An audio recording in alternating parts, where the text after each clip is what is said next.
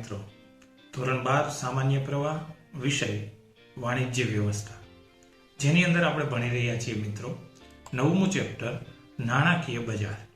નાણાકીય બજારમાં આજે આપણે આગળ અભ્યાસ કરીએ. આજના અભ્યાસમાં છે ડીમેટ. ડીમેટ ખાતું એટલે શું, એનો આજે આપણે અભ્યાસ કરવાનો છે. ચાલો મિત્રો જોઈએ ડીમેટ ખાતું એટલે શું. ભૂતકાળમાં કંપનીઓ શેર હોલ્ડરોને ભૌતિક સ્વરૂપે શેર એટલે કે શેર સર્ટિફિકેટ આપતી હતી. આ શેર કાગળ સ્વરૂપે હતા. તમે બધાએ તમારા ફાધરે બેંકની અંદર ફિક્સ ડિપોઝિટ મૂકી હોય તો એમનું ફિક્સ ડિપોઝિટ સર્ટિફિકેટ આપને મળ્યું હશે, અથવા તો એમ કહીએ જેમ તમને માર્કશીટ મળે છે, એક સર્ટિફિકેટ છે માર્ક્સનું. એ જ પ્રકારે કોઈ પણ કંપનીમાં તમે જ્યારે રોકાણ કરો છો અને શેર ખરીદો છો ત્યારે કંપની ભૌતિક સ્વરૂપે કાગળ સ્વરૂપે સર્ટિફિકેટ આપે છે, જેને શેર સર્ટિફિકેટ જે આપણે કહીએ છીએ એ શેર સર્ટિફિકેટ આપતી હતી. એસપી ની અંદર આની તમે વિગતે અભ્યાસ કર્યો છે, છતાં પણ અહીંયા હું તમને થોડો ખ્યાલ આપું. આ શેર સર્ટિફિકેટ થી શું થતું હતું તો કે જ્યારે તમારે આમના શેર વેચવા હોય ત્યારે શેર ફેરબદલી માટેનું ફોર્મ ભરવું પડતું, સાથે ભૌતિક સ્વરૂપના જે શેર સર્ટિફિકેટ છે એ મોકલવાના હતા.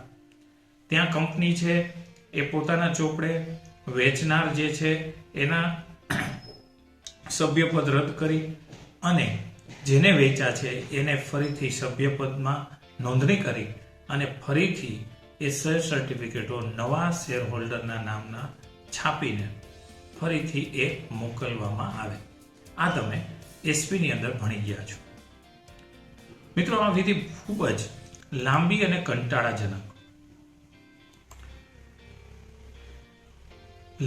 કંટાળાજનક શા માટે હતી તો કે બાય પોસ્ટ શેર સર્ટિફિકેટ મોકલીએ, ત્યાર પછી એ પાછા સર્ટિફિકેટ ત્યાં પ્રિન્ટ થાય અને બાય પોસ્ટ પાછા નવા જેમણે શેર હોલ્ડર બન્યા છે અથવા તો જેમણે ખરીદી કરી છે એવા વ્યક્તિને એ શેર મળે ત્યાં સુધીની પ્રક્રિયાનો ગાળો ખૂબ લાંબો થઈ જાય, એટલે કે 1 મહિના જેવો તો મિનિમમ સમય લાગે.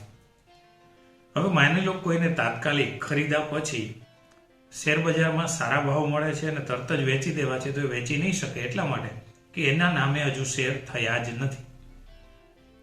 એ તો ત્યાં કંપનીમાં શેર નોંધણી થવા ગઈ છે. તો આવી ઘણી સમસ્યાઓ હતી. તેના પરિણામે આ ભૌતિક શેરની તકલીફો નિવારવા માટે શેર, ડિબેન્ચર, બોન્ડ, જામીનગીરી આ બધાનું ઇલેક્ટ્રોનિક સ્વરૂપ મેળવવામાં આવ્યું અને હવે આ ઇલેક્ટ્રોનિક સ્વરૂપે આ શેર સર્ટિફિકેટો છે એ જાળવવામાં આવે છે. આમ જોઈએ તો સર્ટિફિકેટ પણ નથી હોતા, માત્ર તમારા ખાતાની અંદર જેમ બચત ખાતામાં આટલા જમા આટલા ઉપાડ, એવી જ રીતે ડીમેટ ખાતામાં આ કંપની એના આટલા શેર એક આંકડો જ હોય છે, પરંતુ એ ઇલેક્ટ્રોનિક સ્વરૂપે છે. જે ઇલેક્ટ્રોનિક સ્વરૂપે જાળવવાની કામગીરી કરે છે એને કહીએ છીએ ડિપોઝિટરી સંસ્થાઓ. એ ભૌતિક સ્વરૂપની જે જામીનગીરીઓ છે ઇલેક્ટ્રોનિક સ્વરૂપમાં ફેરવીને પોતાની પાસે રાખે છે, એટલે કે જાળવે છે. જેમ બેંક પોતાનો હિસાબ રાખે છે એવી જ રીતે આ ડિપોઝિટરી છે એ આ તમામ શેર હોલ્ડરોના શેરોને ઇલેક્ટ્રોનિક સ્વરૂપે જાળવે છે. તો તમને એમ થશે તો આ ડીમેટ ખાતું છે શું?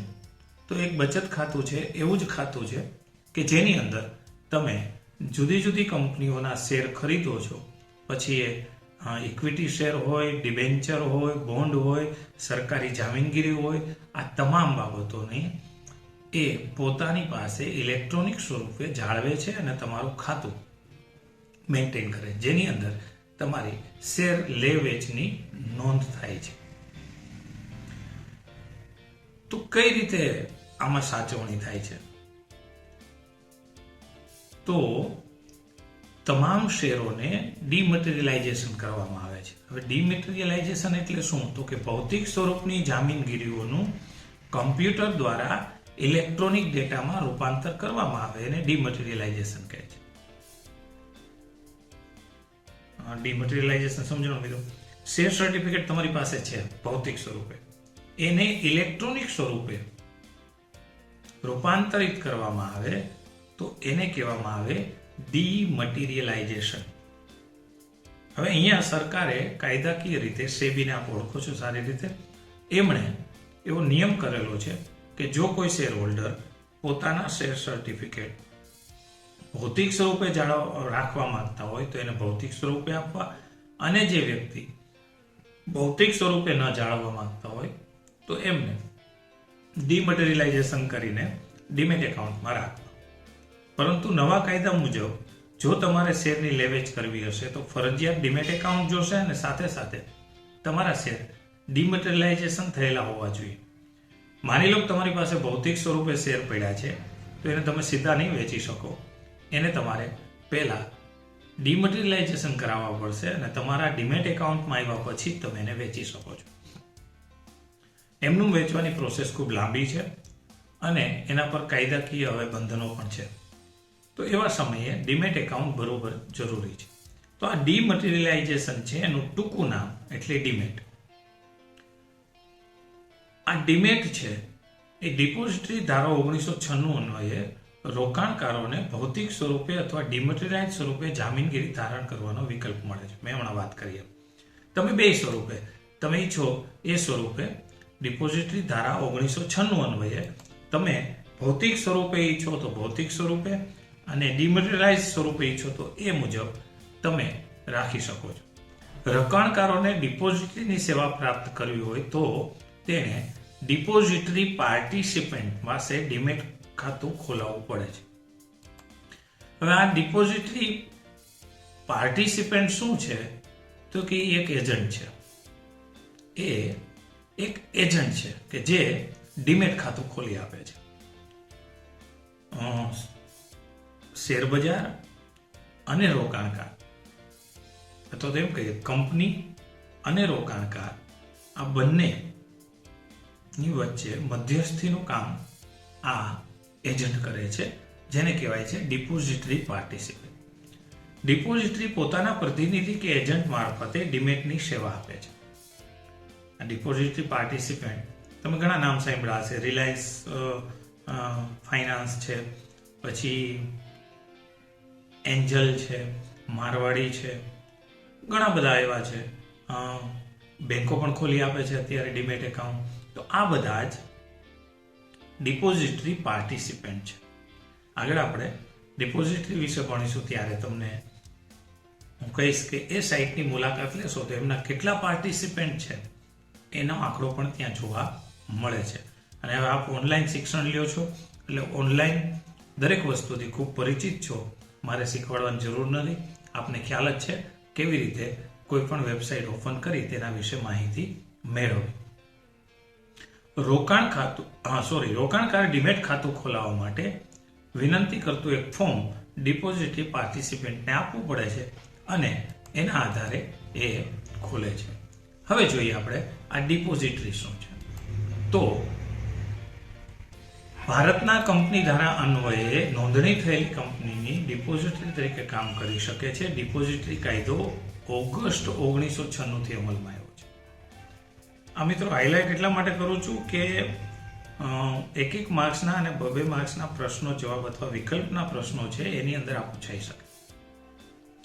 ઓગસ્ટ 1996માં ડિપોઝિટરી કાયદો અમલમાં આવ્યો. ડિપોઝિટરીએ તેની કામગીરી શરૂ કરતા પહેલા સેબી પાસે પોતાની નોંધણી કરાવીને પ્રમાણપત્ર મેળવવું પડે છે. કંપની ધારા અન્વયે આપ જાણો છો એમ નોંધાયેલી ડિપોઝિટરી, નોંધાયેલી એટલા માટે બોલાય છે કે એને ફરજિયાત સેબી પાસે નોંધણી કરાવવાની છે અને નોંધણી કર્યા પછી એનું પ્રમાણપત્ર મેળવવાનું છે ને આ ડિપોઝિટરી કાયદાનું છે. ડિપોઝિટરી કામગીરીનું નિયંત્રણ ડિપોઝિટરી કાયદા અને સેબી દ્વારા થાય છે. સમગ્ર ડિપોઝિટરીની પ્રક્રિયામાં ડીમેટ ખાતું અને ડીમટીરિયલાઇઝ કેન્દ્ર સ્થાને છે. ડીમેટ ખાતું અને ડીમટીરિયલાઇઝેશન, કારણ કે ઘણા પાસે ભૌતિક શેર હોય તો એને ડીમટીરિયલાઇઝેશન કરવું પડે. તો પ્રાથમિક કાર્ય શું થયું ડિપોઝિટરીનું? તો કે ભૌતિક સ્વરૂપની જામીનગીરીઓનું ઇલેક્ટ્રોનિક સ્વરૂપમાં પરિવર્તન કરવાનું અને એ ઇલેક્ટ્રોનિક સ્વરૂપે જે પરિવર્તન કર્યું છે એને પોતાની પાસે જાળવી રાખવાનું કામ એ ડિપોઝિટરીનું છે. આ ઉપરાંત જામીનગીરી સંબંધિત જે કાંઈ સોદાઓ પડે છે, લેવેચ થાય છે, એ અંગેની સેવા પૂરી પાડવાનું કામ પણ આ ડિપોઝિટરીએ કરવું પડે છે. આ ડિપોઝિટરી પછી પોતાના પાર્ટિસિપન્ટ નિમે છે એટલે એ થાય ડિપોઝિટરી પાર્ટિસિપન્ટ. ભારતની અંદર 2 ડિપોઝિટરીઓ છે હાલમાં. એમાં પહેલી છે NSDL. આ NSDL national security deposit limited, national securities depository limited NSDL, અને બીજું છે સેન્ટ્રલ ડિપોઝિટરી સર્વિસ લિમિટેડ એટલે કે CDSL. આ બંને ભારતમાં હાલ 2 ડિપોઝિટરીઓ કાર્યરત છે, જેની વેબસાઇટો તમે જોઈ શકશો. ગૂગલમાં NSDL નાખશો એટલે NSDL ની સાઇટનું એડ્રેસ આવે, ક્લિક કરી જોઈ શકશો. એ જ રીતે CDSL ને પણ જોઈ શકશો. આ જે બંને ડિપોઝિટરીઓ છે એ રોકાણકાર ગ્રાહકોને તેમના પ્રતિનિધિ કે એજન્ટ એવા મધ્યસ્થીઓ દ્વારા સેવા આપે છે, જેને ડિપોઝિટરી પાર્ટિસિપન્ટ કહે છે. એટલે ડિપોઝિટરી આ બધું કામ કરે છે, રોકાણકારને ખ્યાલ ન હોય, આ બંને વચ્ચે મધ્યસ્થીનું કામ કરે છે ડિપોઝિટરી પાર્ટિસિપન્ટ, જેને એજન્ટ કહેવાય છે. બેંક, નાણાકીય સંસ્થા, શેર દલાલ ડિપોઝિટરી, આ બધા ડિપોઝિટરી પાર્ટિસિપન્ટ નું કાર્ય કરે છે, કામગીરી કરે છે. હવે મિત્રો આપણે ડિપોઝિટરી ની અંદર જોઈએ આ બંને વિશે થોડું ડિટેલથી. National security depository limited NSDL. NSDL એ કંપની ધારા અન્વયે સ્થપાયેલી જાહેર કંપની છે. તેની નોંધણી સેબીમાં 1996માં થયેલી છે. કાયદો પણ 1996માં આવ્યો, આની નોંધણી પણ 1996માં થયેલી છે. કેટલીક નાણાકીય સંસ્થાઓ NSDL ની સ્થાપના માટે national stock exchange NSE, BSE Bombay stock exchange, NSE national stock exchange, તો નાણાકીય સંસ્થાઓના સહયોગથી આની સ્થાપના થઈ છે.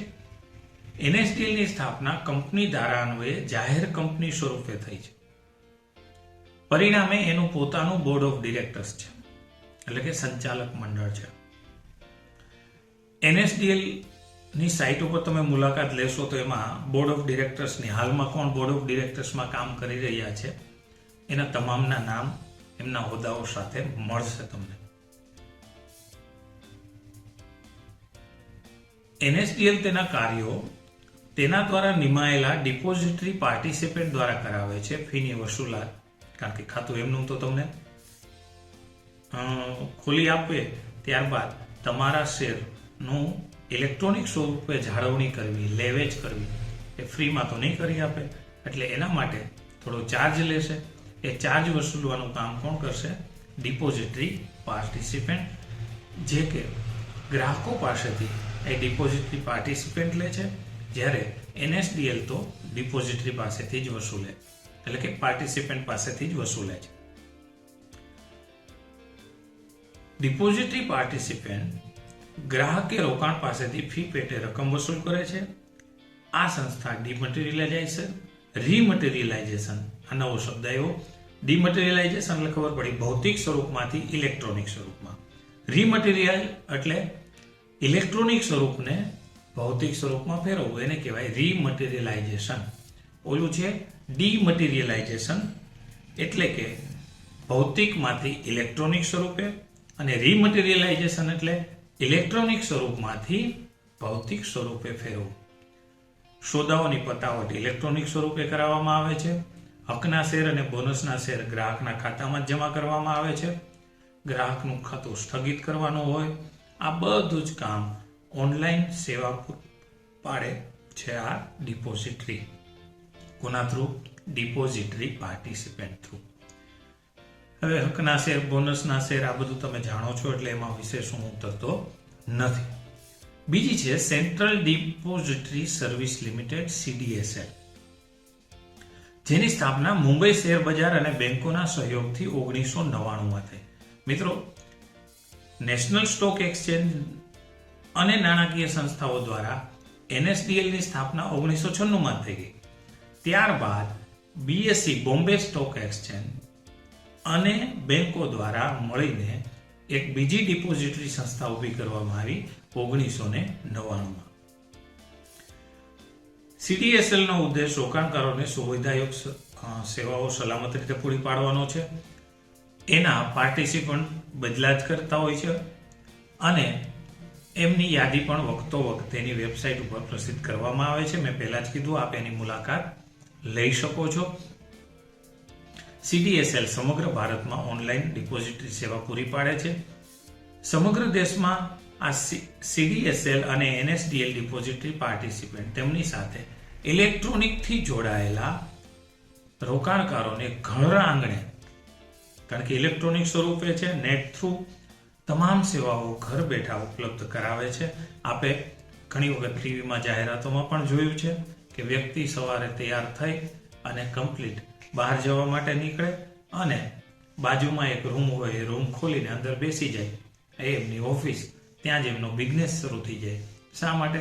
તો કે શેર બજારનું કાર્ય કરવું હોય તો આ ડિપોઝિટરી સંસ્થાઓ ઘર બેઠા જ ઇલેક્ટ્રોનિક સ્વરૂપે સેવાઓ અને સુવિધાઓ પૂરી પાડે છે. NSDL અને CDSL ની કેન્દ્રિત પ્રથા દરેક વ્યવહાર પર નજર રાખે છે. એટલે કે તમે જે કંઈ સોદાઓ કરો છો, જે કંઈ લેવેચ થાય છે, એના પર એ નજર રાખે છે. તો જે બાબતો મેં ચર્ચા કરી, મેં હાઇલાઇટ કરી છે, જે અગત્યનું છે એ તમે જોઈ શકો છો. તો ખાસ આમાં ધ્યાન રાખીએ કે આ બંને કંપની ધારા અન્વયે NSDL અને નાણાકીય સંસ્થાઓ દ્વારા નેશનલ સ્ટોક એક્સચેન્જ NSE અને નાણાકીય સંસ્થા દ્વારા NSDL, બોમ્બે સ્ટોક એક્સચેન્જ અને બોમ્બે બેંકો દ્વારા CDSL ની સ્થાપના થઈ. બંને સેબીના નિયમો અનુસાર નોંધાયેલી છે, સંચાલક મંડળ છે. NSDL છે 1996માં નોંધાણી, જ્યારે CDSL છે 1999માં નોંધાણી. આના વિશે ડિટેલથી માહિતી જોતી હોય તો આપ બંને ડિપોઝિટરીની વેબસાઇટ પર મુલાકાત લઈ શકો છો. તો મારા ખ્યાલથી ડીમેટ ખાતું અને ડિપોઝિટરી વિશે આપને ખ્યાલ આવી જ ગયો હશે. તો આ વિડીયોમાં અહીંયા અટકીએ છીએ. નવા વિડીયોમાં નવા મુદ્દા સાથે ફરીથી મળશું. ત્યાં સુધી વાંચતા રહો, ભણતા રહો. ખૂબ ખૂબ ધન્યવાદ. જય હિન્દ, જય ભારત.